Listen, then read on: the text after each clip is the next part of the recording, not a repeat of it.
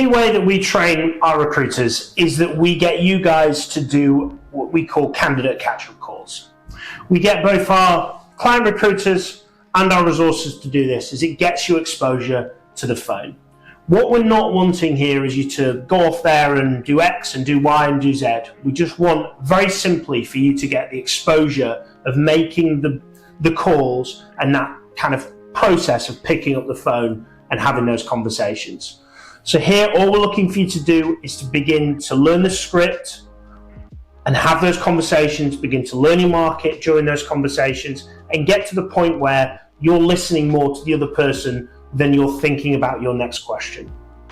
When you've done a few of these, your manager will then begin to work on the quality of your communication. It's important that as a recruiter, you begin to sound like an MD, sound like a CEO, sound like an owner of a business, because that builds credibility significantly in front of your future prospects when you're doing BD calls, when you're going live on a search and you're sourcing and you're interviewing chief executives, private equity professionals, or whoever it is, to make sure that you sound credible and that they believe that you have the opportunity for them,